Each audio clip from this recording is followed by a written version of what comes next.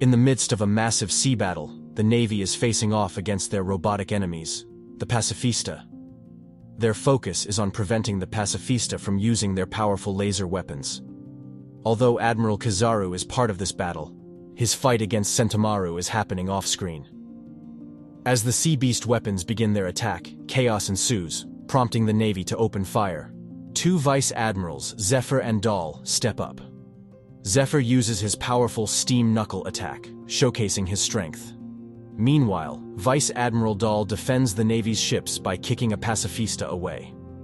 With the Vice Admirals now making landfall, it's clear they are determined to face the Sea Beast weapons head-on, setting the stage for an intense battle.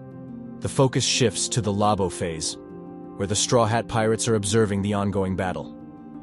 Usopp alerts the crew to the battle at the coast, where the Navy is facing off against the robotic Sea Beast weapons. Vegapunk, the genius scientist, expresses concern about the situation. He mentions that with Sentomaru leading the Pacifistas, the island's defenses are extremely strong. Usopp suggests that Admiral Kizaru might be there to target Sentomaru, which worries Nami. Brook recalls past unpleasant memories from the Sabaody archipelago. The crew realizes that the battle is taking place right below them, and Vegapunk, feeling sorry for Sentomaru, suggests that this fight is too harsh to ask of him, and that he won't blame Sentomaru if he chooses to retreat. The page highlights the tension and concern surrounding the ongoing battle. The focus shifts to the intense fight between Sentomaru and Admiral Kizaru. Kizaru urges Sentomaru to surrender, suggesting that he secretly wants to do so. He then unleashes an attack called Yasakani's Sacred Jewel. Sentomaru apologizes but explains that he made a promise to Straw Hat Luffy. Kizaru questions when Sentomaru started siding with pirates, to which Sentomaru responds that he'll support anyone who helps the man who saved his life. This triggers a flashback to a younger Sentomaru, and interactions with Kizaru and Vegapunk. In the flashback, young Sentomaru expresses disdain for weak villagers, and doesn't want to return to them. He shares his desire for a job and money with Kizaru and Vegapunk. Vegapunk jokingly asks if there's something specific Sentomaru wants to buy with the money, and Sentomaru simply mentions onigiri. Present-day Kizaru reflects on how adorable Sentomaru was back then. Back into the flashback, Vegapunk offers Sentomaru a job as his bodyguard, which Sentomaru eagerly accepts. Young Sentomaru then approaches Kizaru and seeks advice on how to protect Vegapunk. Kizaru humorously mentions his youthful appearance. Returning to the present, Kizaru remarks that he taught Sentomaru everything he knows. The flashback provides insight into Sentomaru's past and his close association with Vegapunk and Kizaru. Sentomaru employs an attack called Sumo Strike.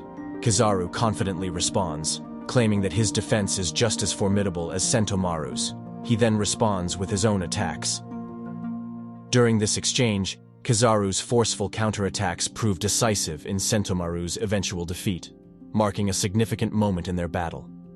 Kizaru successfully obtains the authority chip from Sentomaru, granting him control over the Pacifistas. He immediately takes charge and commands the Pacifistas. With the Sentomaru unconscious, he orders them to change their plans and assist the naval battleships by attacking the Sea Beast weapons. The Pacifistas heed Kizaru's command and launch an attack against the Sea Beast weapons, altering their tactics. Meanwhile, a Navy soldier communicates with the Five Elders. J. Garcia Saturn decides that if they can only protect one kind, Pacifistas or Sea Beast weapons, it should be the Pacifistas. He requests a report on the damages incurred in the past few minutes, showing their concern and decision-making in this critical situation. The focus now shifts back to the Labo phase. Usopp informs the others that Sentomaru has been defeated.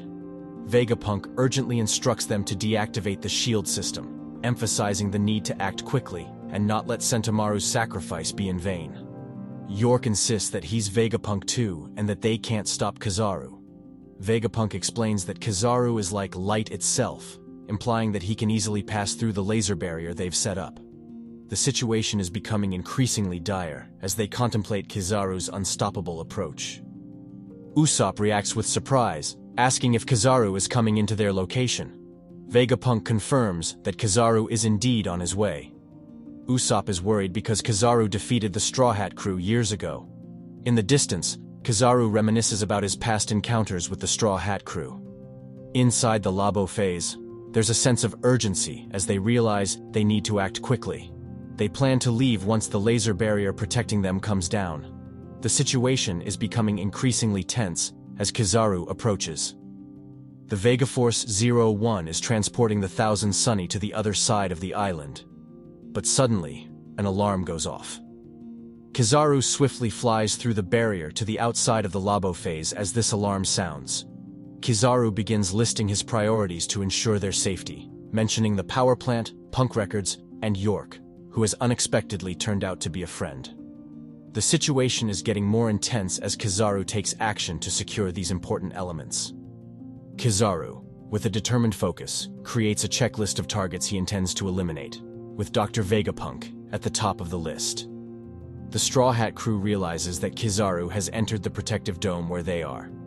They also learn that Luffy's group is positioned outside the dome, causing concern among them.